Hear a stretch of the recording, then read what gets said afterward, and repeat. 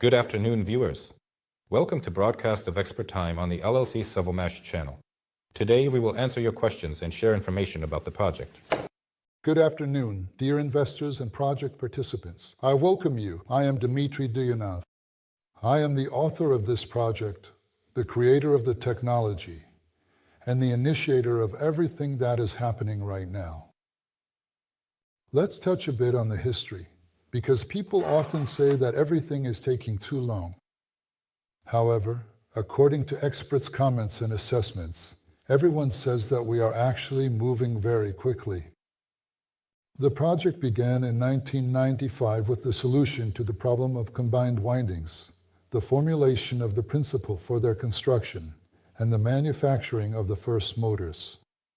And that was when the foundation of this project was laid. After that, there were hundreds of thousands of uprated motors used in poultry farms, enterprises from various industries, boiler rooms, you name it, even factories. There was also a workshop operating on the premises of the Bryankovsk filter equipment plant, where I served as the chairman of the supervisory board, and I managed, accordingly, the shares and all other related matters.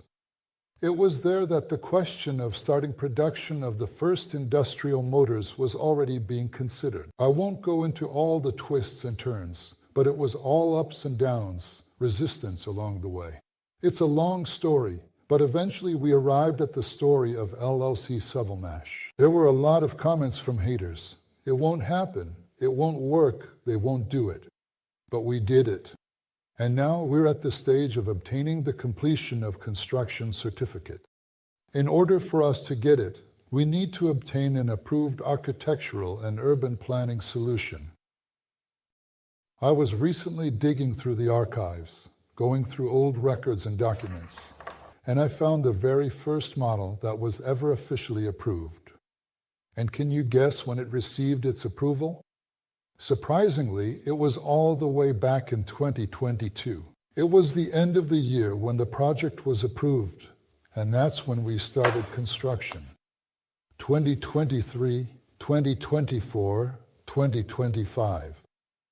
Construction takes 3 years, and before that, project development, approvals, permits. So when people say, guys, you're taking too long to build, that's not true. We built this facility at a pretty good pace, completing the construction efficiently and on schedule. Many people who see it for themselves often note that it's a very respectable and well-constructed project, with a solid design and impressive attention to detail. Still, despite all that, improvements are being made every day. If there were any comments or issues, they were addressed. That's why the general contractor, no matter what, has a warranty holdback, insurance obligations, and warranty commitments. The work is ongoing. Now, let's talk about the UP. Today is going to be a very unpleasant day for us. Since the beginning of the year, we've done 8 loads, and now we're about to do the 9th. There needs to be a reasonable limit, because what's the main complaint? You reviewed, let's say, the albums, made comments, and we fixed them. You reviewed the models, made comments, and we fixed those too. I believe everything has been addressed there. But no, then they say, oh, we found something else. We upload it, and then they find something else here and something else there, because they dig around a bit, find a little issue, and then don't look any further. When you upload it again, you have no guarantee that everything has actually been fixed. We don't have any scripts for checking, no software that would allow us to review it. Yes, we could buy it, but spending that kind of money from the project budget on this, excuse me, but that's probably, honestly, just not particularly reasonable. Although, these sudden changes that are happening now aren't exactly rational either. On the other hand, during this time we've already addressed all the comments from Moskostroynazer, and as of today, they have no further questions for us. We haven't been sitting around doing nothing. We've been purchasing and bringing in technological equipment for serial production and working on setup and adjustments. An engineer from China came and set up the stamping machine. At the same time, while the tooling is currently being made, we're also working on casting the rotor for the 318 size simultaneously. This is the one used in the Kalabach with a stack of 35 or 50 millimeters. Well, we've cast the 35, but for the 50, the volume is already too much, so we melt it in the furnace and pour it into the mold.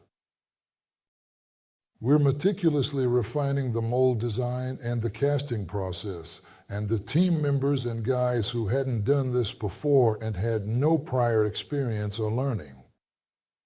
But now they already know how to do it. They know how to prepare the melt, degas it, improve its fluidity, and achieve all the parameters and characteristics needed for casting. They do all of this.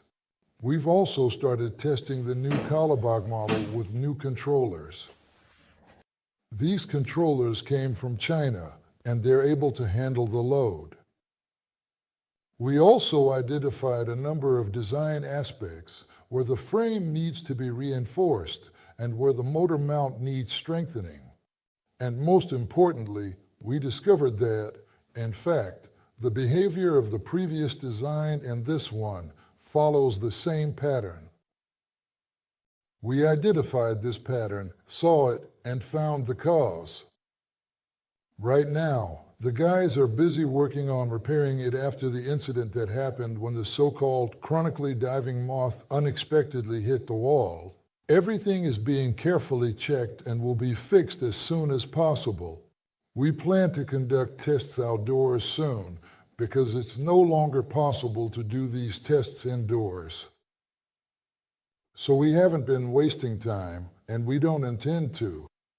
Regardless of how things are progressing with the AUP, and of course, we definitely want to wrap that up as soon as possible, we're not wasting any time at all, and are actively working on the tasks that we would be handling even after getting the AUP.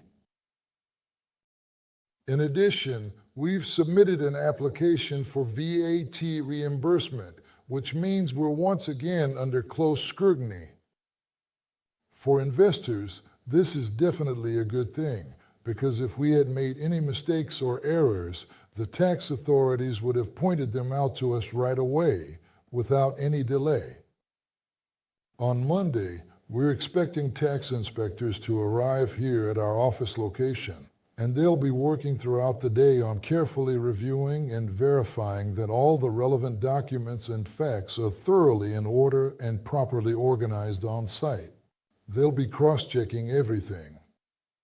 The more thoroughly we're audited, the more trust it builds in the project. Don't think that we're left to deal with this AUP situation all on our own. Absolutely not. At the site, specifically in Alabashivo, there are currently 5 companies, including us, competing in the market. All these issues are being monitored not only by the management of Technopolis, but also by the Moscow city government. The company has actually been established, and it's currently getting a significant amount of attention. I really wouldn't be exaggerating if I said that the media is showing a lot of interest in us right now, and the best part is we don't even have to pay for it. They're ready to promote us very actively and publish stories about us. We're just saying, guys, let's do this in a way that's transparent, with no hidden agendas or half-truths. Let's do it right. Because once we get the architectural and urban planning approval, which are both important milestones in the overall process, everything should basically move forward automatically and smoothly, right up to the stage of getting the permit for operation. At that point, it's just a procedural matter. The documents are ready to be submitted. So that's where things stand for us today. Not bad. Of course, we'd like to see it all the way through and put the final on it, so to speak, but we're not there yet. This isn't slowing growth. Right now, we have enough components in the warehouse for full assembly, except for the engines, for 1,000 angle grinders. On top of that, colleagues, we're planning to specifically make available for purchase the engine used in the Modilec 4 aviation applications, in particular. By drive, I mean the engine and the controller for anyone who needs it. And then the controller, engine, and propeller are assembled together, which can then be installed on a paraglider, an airplane, or even wherever else needed. Naturally, all the specifications will be provided, including the maximum parameters, S1 operating mode, short term, and maximum impulse. Right now, the engines will be from the 35 series and the 50 series will follow. There will be 2 configurations because we're not using the full power yet, and with this controller, we can't get the maximum out of it. But our own controller is on the way, and with it, things will be a bit different. That's why, in addition to drones, we'll also be offering these kits so that people can bring their own ideas to life and create their own products. How will it be positioned, and will the power and flight range increase? The engine, the ICE, has been purchased and will be placed in the center compartment. Yes, it will add weight and naturally reduce the payload, but the main thing is that, depending on the amount of fuel, it can fly, land when it needs to rest, recharge in standby mode, and then keep flying. With these kinds of short flights, it will be able to travel quite long distances. The whole process of getting the CCR is a never-ending loop. We need an unconventional solution to break the deadlock. Let's think about it, investors, those closer to this topic. What can be done and with what resources? Colleagues, no need to act. Everything needed is being done. There are 600 projects. They have 600 applications under review by the architecture department. To take effective action, you really need to be truly, genuinely, and deeply involved in the subject. Don't act. Seriously. Believe me, we are doing everything that needs to be done. We're handling it at all the necessary levels. Thank you for your questions.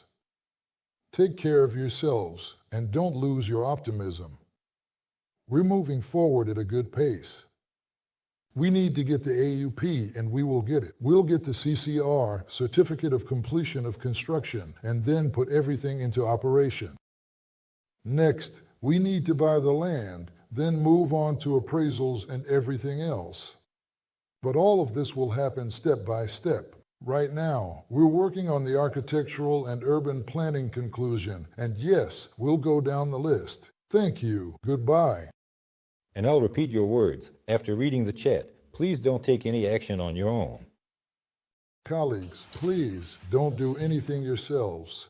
If something needs to be done, we'll let you know. Trust us, we know what we're doing. We know what we're doing. Because sometimes a well-intentioned action can do more harm than sabotage, honestly. Stay calm and balanced. The process is ongoing and the work is being done. Thank you. See you next time.